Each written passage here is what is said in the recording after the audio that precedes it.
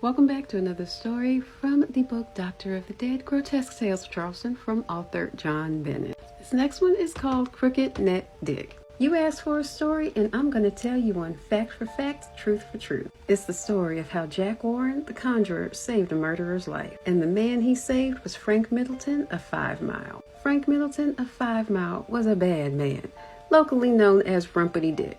One Saturday night at a hot supper on Ribbon Row, he killed 2 men in cold blood, Meatskin Martin and Jericho Pope. He was then arrested and lodged in the Somerville jail. Nobody would go bail him out because he was a bad man. He was notorious for going to hot suppers with a piece of crepe tied around his trigger finger. But this time he was caught like a possum with his tail between a split. He was done. Seeing his miserable end approaching, he summoned for the only person he knew, the conjurer, hot bread cut Jack Warren. Frank begged Jack to help him save his life.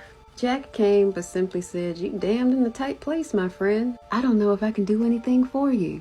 The witnesses are more afraid to let you go than they are to actually testify against you. The chances are mighty slim. You actually got about a 1 in a million chance. Frank says, "Oh my God, what can I do? What can I do?" Anything, doctor, just let me know." "All right," said Jack, "let me see what I can do. I'll let you know." And with that quite unsatisfactory conclusion, he left. Dick went on crying and praying to the Lord. But the Lord said, "Didn't I give you a commandment, thou shalt not kill? You broke that commandment. Do you expect me to go back on my word? I might have mercy on your soul, but I reckon you'll just have to take what's coming to you and make the best of it. It's for your own bad bargain." Well, Dick didn't want to meet God, at least not yet. So when Jack came back, he cried like a little baby. "God said he won't do anything. You've got to help me." "Well," said Jack, "I'll do what I can, but you expect me to outdo the court, the judge, the sheriff, and God too? Listen, man, they gonna try you for murder just as they've laid out to do. You're gonna be found guilty just as they aim to do. They're gonna sentence you to death just as soon as God made coon oysters. And nothing I do can stop them." "Oh, Heavenly Father, Jesus, no," said Frank. "No use in worrying him either," said Jack. "He does exactly what his father tells him to do." "God have mercy," said Frank. "The less you bother him, the better," said Jack. The warden told him, "When you go to jail, you will be tried and found guilty."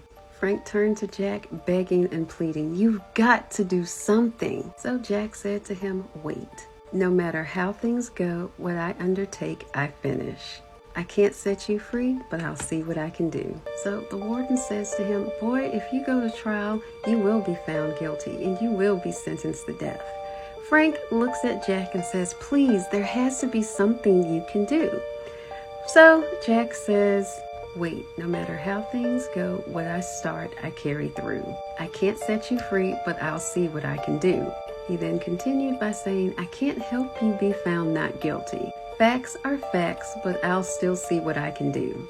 The next time Jack came to visit Frank, he said, "You are going to be found guilty and sentenced to death. You'll be hanged, but I'll see what I can do." So Jack returned again. "They're gonna hang you, and there's nothing I can do, but I shan't leave you." This time Jack's words were a little more reassuring. Jack's trial lasted 3 days. He even fell asleep during the middle of it. A Johnny Crow even came and perched himself on the roof, and he was there all 3 days. The first day of the trial, the courtroom was filled with a suffocating stench, so much so several witnesses fell ill and started vomiting. Everyone was compelled to leave the court because they couldn't stand the awful stench. On the second day, 2 of the state's witnesses were suddenly overcome with some really horrible gas. And they were basically forced to withdraw from the court. It was so embarrassing they even left the city. The chief witness against Frank even took to a shaking spell while he was trying to testify. The other witnesses were so dazed that they didn't know if they were coming or going. Other witnesses testifying either seemed lame or drunk that nobody would believe them. But when the jury came back, he was still found guilty. Still, the conjurer said to the condemned man, "Fear not, for I am with you." Frank's half-brother came to visit, begging that he might tell them where the body was, hoping that he'd reprieve himself. He said no. Preacher came to pray for his miserable soul, but Frank declined. The hangman came to measure him so he knew how much rope to use so he'd fall. And the wardens never left his side. They were there by his cell day and night. But good old Jack came to visit one last time. This time he came with a gift. A brand new pair of socks and an old pair of shoes with the instructions to walk to your doom. That night the jailer said, "You'll be hanged. May God rest your soul." The next morning, Frank changed his clothes, put on the new socks and old pair of shoes. Well, it just so happened that it rained all day and all night right before. The hangman's lever wouldn't pull, even with them trying to stomp it. A mechanical malfunction caused the rope to snap. Frank passed out, and when he woke up, the rope was still around his neck, but he was okay.